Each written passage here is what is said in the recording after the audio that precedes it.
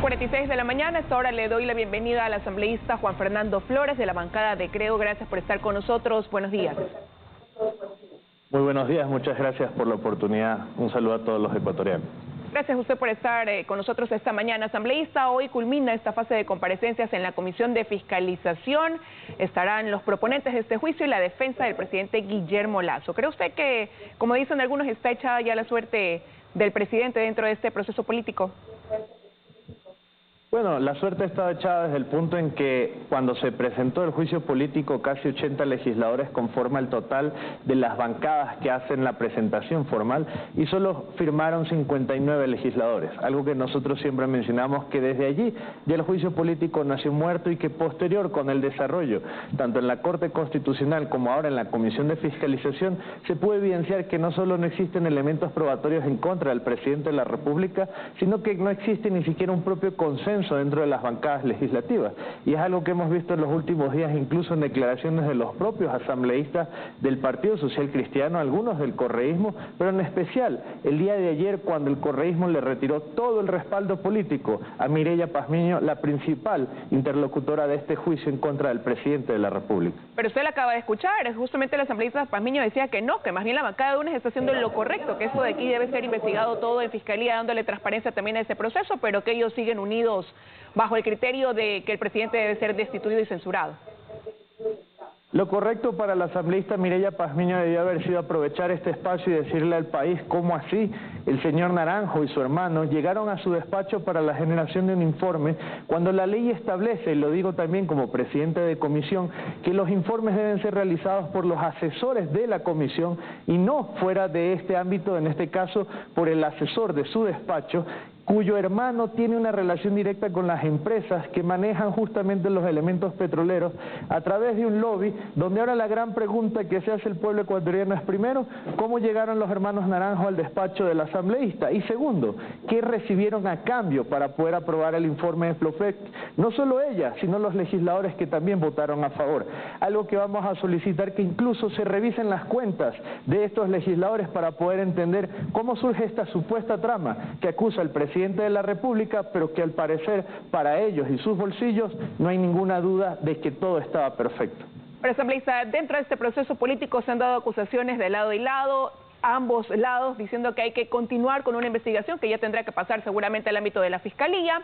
Se ha hablado de tráfico de influencias, de compra de votos, pero lo cierto es que el proceso político continúa. ¿Se mantienen ustedes en que está caído este juicio político del presidente Lasso, como lo ha afirmado el mismo ministro de Gobierno en su momento? Bueno, el proceso político está caído en el punto en que incluso el día de hoy la bancada del correísmo le ha pedido a la asambleísta Mireya Pazmiño que se excuse de ser una de las principales interlocutoras a la hora de presentar los alegatos finales.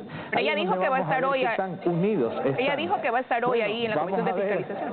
Bueno, veamos a las 9 de la mañana si va a estar presente en la Comisión de Fiscalización, porque hasta el día de ayer se le mencionó con mucha claridad de que no se le va a respaldar después de que tiene que explicar estos hechos de corrupción en torno a Flopec. Pero para no irnos al dime y diretes entre nosotros, vamos a los elementos fundamentales.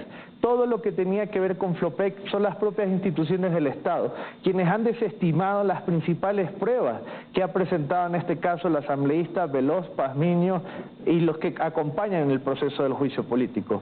¿Qué ocurrió en los últimos días? Casualmente, ellos ni siquiera asistieron. Los asambleístas de la Comisión de Régimen Económico que dieron el voto a favor para que el informe de Flopec se apruebe, tampoco asistieron, con lo cual no pudieron demostrar ahora por qué ellos simplemente no le quieren dar la cara al país. Hablan de que acudirán a la Fiscalía para exigir que se investigue. Ojalá hubiesen investigado al señor Naranjo mucho antes de que todos los vínculos de corrupción que tiene y que estuvieron vinculados al despacho de la principal interlocutora con la prueba con la que señalan al presidente de la República se hubiese hecho algo.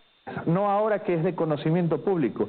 Y sobre todo, cuando se ha desestimado las declaraciones de la ex secretaria de la comisión, que fue muy clara en mencionar de que nunca existió la generación de este informe con relación a los asambleístas y que fue a través del señor Naranjo que esto llegó para ser aprobado en la comisión. Nuevamente, ahora ellos tienen que responderle al país.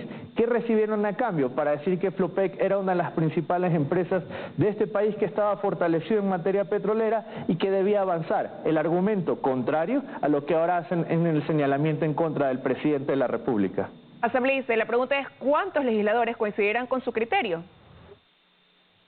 Bueno, en este momento, en las conversaciones que nosotros hemos venido llevando, tanto con las bancadas legislativas, con todas, las 5, incluyendo el correísmo, existen al menos entre 48 y 53 voluntades para no respaldar el juicio político y que en función de ello no existan los 92 Pero votos. el margen... Esto nada tiene que ver con el gobierno nacional. El margen igual, asambleísta, es estrecho, es mínimo, eso quiere decir que hasta el último momento cualquier cosa puede pasar. Y por eso nosotros nunca hemos dicho ni que ya somos victoriosos ni que simplemente esto no va a avanzar, sino que en la política también hay que leer entre líneas lo que los propios legisladores mencionan. El día de ayer el asambleísta Ortiz mencionó claramente lo que está sucediendo en el Partido Social Cristiano, donde no es solo la inconformidad de él, son varios legisladores los que ya no están de acuerdo ni con el accionar del asambleísta Torres, ni mucho menos con la violencia que tiene el asambleísta Muentes, incluso en contra de legisladoras donde le quitaron hasta la propia oficina a una de ellas, lo cual es lamentable dentro del accionar de este asambleísta. Pero en la bancada del correísmo, que a cada rato dice que están perfectos y sólidos, solo basta con escuchar las declaraciones de algunos asambleístas que incluso dejaron de asistir a la comisión de fiscalización. Es decir, de 47 legisladores, solo 33 firmaron el juicio político. Y saquemos por un lado los de la comisión de fiscalización y los miembros del CAL. Son casi 10 asambleístas que hasta el día de ahora no han explicado por qué no firmaron el juicio político y muy rápido salieron a decir es que se están comprando votos. No, señores, no estamos comprando votos porque nosotros no somos parte del reparto. Lo que sí ocurre es que aquí existe una agenda con una intención de perjudicar al gobierno nacional y hay legisladores de bien que no están dispuestos a prestarse para ello y sin que el juicio político sea sustentado, simplemente las bancadas ya les dijeron que tienen que votar a favor de la destitución. Si ese es el proceso de fiscalización que esperaban para este país, ¿dónde está la transparencia dentro del proceso? Ahora, cuando las pruebas ya han caído y se han demostrado, sobre todo, que no existe responsabilidad, que entiendan que también se puede perder y en función de ello lo veremos en la votación del juicio político en los próximos días. Ahora, pero mientras desde el gobierno, la bancada oficialista se dice eso, usted escuchó ayer también las declaraciones del asambleísta Veloz, una de las proponentes, que ya habla de que se debe recurrir a un perito especializado para que se haga una auditoría y determinar el desvío de esos fondos, en Flopec, desvío de dinero público, a favor del presidente Guillermo Lasso. La asambleísta que ha mencionado que tienen más de 104 votos para destituir al presidente de la República y hasta ahora no se ha molestado ni siquiera en ver a los lados cuál es la posición de su propia bancada legislativa y por qué el día de ayer les reclamaron a los asambleístas de la Comisión de Régimen Económico el por qué dieron el voto a favor de este informe y donde incluso dijeron que si es necesario que se caiga el juicio político se caerá, pero que ellos tienen que separarse de los hermanos Naranjo y especialmente del asambleísta Pazmiño.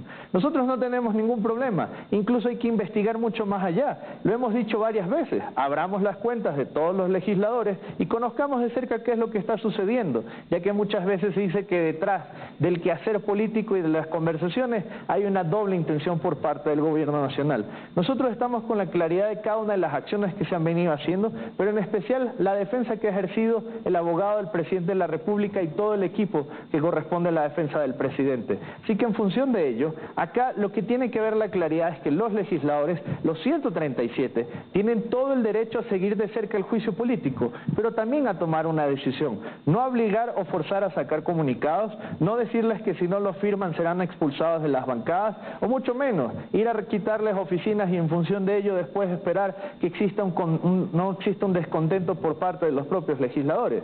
Así que aquí lo que ocurre en los próximos 10 días será la generación de un informe que tiene que tener la claridad de si existe o no los elementos probatorios en contra del presidente de la República y en función de ello que se pueda tomar una decisión desde la conciencia y sobre todo no para el presidente de la República sino para la democracia de este país, que hoy es lo que está en juego por unos 4 o 5 legisladores que mantienen el capricho de llegar a la silla de Carondelet por la fuerza. Pero asambleísta, a la par de que se desarrolla este proceso político en la asamblea, también se hacen las gestiones al interior de la misma para sumar apoyos para quienes quieren ocupar la presidencia y vicepresidencia. Y según los cálculos, este proceso se extendería y coincidiría casi con la posesión de nuevas autoridades. ¿Cómo eso de ahí también va a influir en el camino? Bueno, probablemente tengamos nuevo presidente o presidenta de la Asamblea Nacional antes de que se tome la votación sobre si el presidente de la República debe seguir o no. Y dentro de las conversaciones y diálogos que todos los días tenemos en la Asamblea Nacional, porque aquí no se puede criminalizar el hecho de que nos sentemos a conversar entre bancadas, existen varias propuestas de quienes asuman la presidencia de la Asamblea Nacional. Ahí la gran pregunta es si hoy asambleístas como Luis Almeida, por el Partido Social Cristiano, tendrá el respaldo de su bancada, como él mismo lo ha mencionado, o si se concretará, por ejemplo, en el caso del correísmo, el que sea Marcela Holguín o Esther Cuesta quien ocupe ese espacio. Pero al menos, desde nuestra visión, estamos consolidando un bloque parlamentario. ¿Para apoyar a quién, asambleísta? Varias bancadas legislativas. ¿Perdón? ¿Para apoyar a quién en este caso? Ahí es a donde vamos. Un bloque parlamentario está constituido dentro de la Ley Orgánica de la Función Legislativa como varias bancadas y legisladores que se juntan bajo una agenda parlamentaria.